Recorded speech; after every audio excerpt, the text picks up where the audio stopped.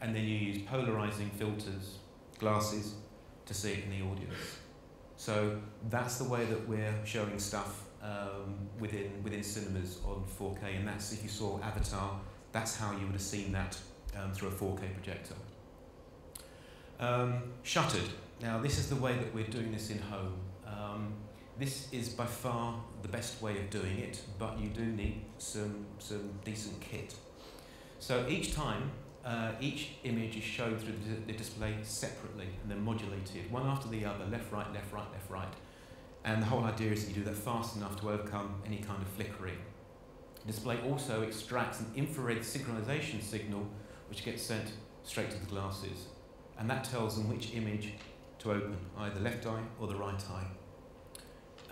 So the glasses are actually active. They use an LCD shutter, which will either shut off all information to the screen or open it. And the whole idea is that the signal keeps the glasses synchronized with the display, so we only see what we need to see.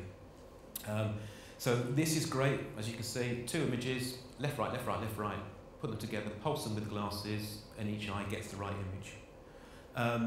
This is great because it gives fantastic colour. There is no degradation in the colour. Wide angle of view as well, so you can do pretty much what you want to, and you get exactly the same clarity in the image, whether it's 2D or 3D. So it is quite inefficient. It requires a high-speed display, so where we've got things like motion flow 200 Hz TVs, absolutely fantastic because they're refreshing so fast, it's not an issue. What else? Oh, and of course cost. You know, these glasses are coming in around about €100 a piece, so you know this is not cheap stuff. So in terms of barrier to entry, there is clearly a cost issue here. Showing it in home, of course, we've got to actually get it into the home at some particular point. So I mean, there are several methods. Straight through a PlayStation 3, of course. Digital off-air, satellite and cable transmission, internet, and of course Blu-ray. Again, one of the problems that we've got here is, you know, there's no special compression standards designed for 3D. There's no single one standard. So we have to create our own, and there are different standards between manufacturers and TVs and glasses. I did notice on the web yesterday that a company's coming out with a universal glasses set for both shuttered and also for polarized glasses, which looks quite interesting. So we would normally do this either side by side, top over bottom, or sequential. So that's the three ways that we can actually get these into the home. Actually getting the content from the device up to the TV, we also have to wait for a new standard, which is the HDMI 1.4. So there are two elements of that. As you probably know, the PlayStation 3 is already enabled for games. So as you can see next door, you'll be able to see 3D there. What we're waiting for is the specification for 1.4 for Blu-ray, and that will be updated hopefully very, very, very soon. The dual link, the HDSI DI and the 3G SDI are blisteringly fast. So you're either getting these dual link systems where you're actually using two cables, or you're getting the single cable 3G SDI. And as you can see, the dual link to single cable connector at 2.97 gigabits per second. So this is absolutely huge. That also gives us the protection that we need for anti-piracy as well, so that's all in that specification. Now 3D blindness, because it's not for everyone, it's estimated that about 5% of people cannot see 3D. Many reasons for this, but mostly they're connected with the eyes, and some of them are also connected with the brain.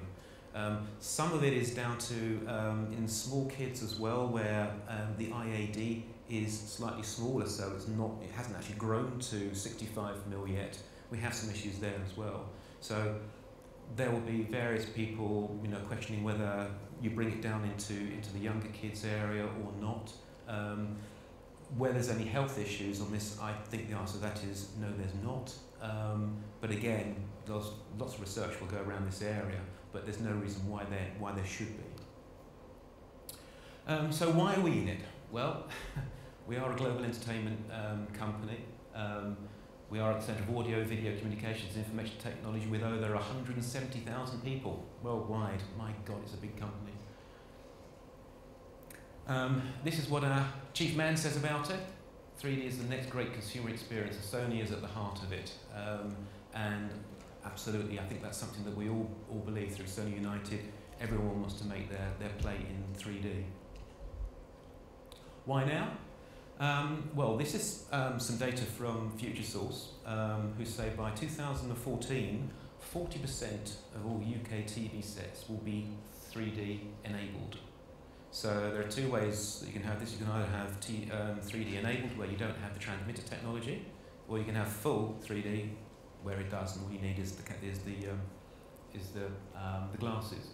When you say 2014 is not that far away, to think that 40% of houses will get this. So when you're talking about, well, will they go out and buy a £3,000, £2,000 TV? The answer is Futuresource think yes.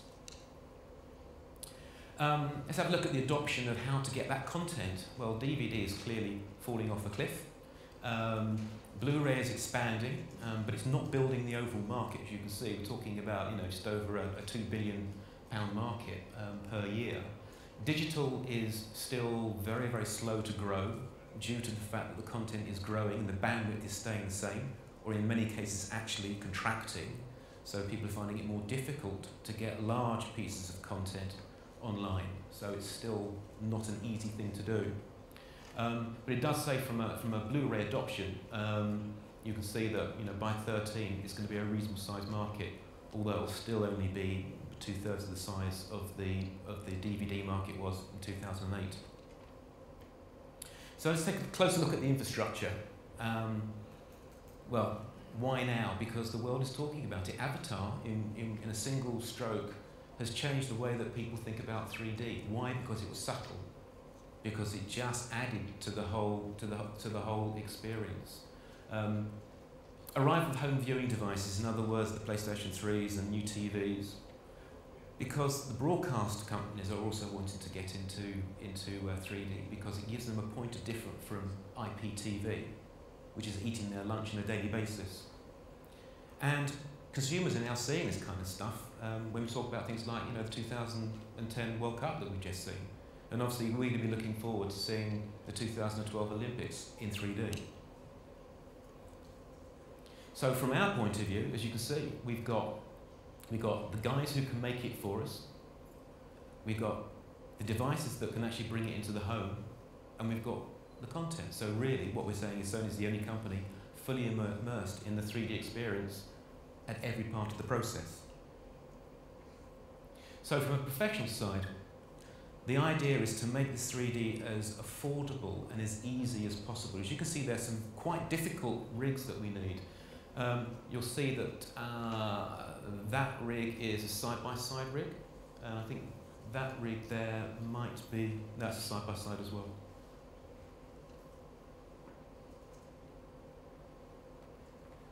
This is pretty much the route that we have from putting the content through the cameras. That is a mirror unit, as you can see there, one's 45 degrees to the other one.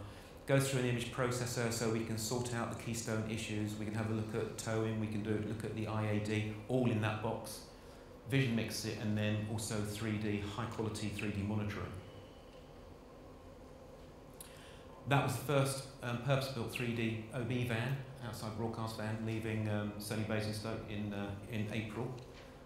Next picture, of course, is us taking 2 of these great big monsters to the World Cup to record 25 matches there. So it was a first for the World Cup, clearly. We had Sony and FIFA collaborating to show the World Cup in 3D in those territories that actually got the rights to show it. UK didn't. Great, we're brilliant. Live 3D broadcast in some territories, as I said, public viewing of 3D FIFA promotions in Berlin, Mexico City, Paris, Rio, Rome and Sydney. You will be able to see it next door, some of it next door in the truck, because we got it on Blu-ray.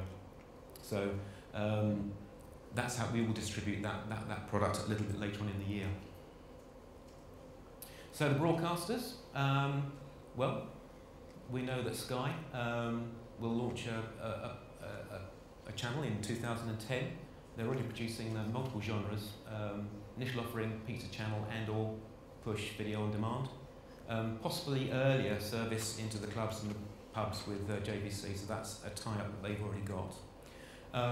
But fundamentally they're doing it for one reason, and the reason is they need to have a point of difference from their competitors. There's BT knocking on their door, there's Virgin knocking on their door, and they want to make sure that they keep hold of the 9.5 million consumers that they've got. The BBC, well, they've conducted trials, notably live rugby matches.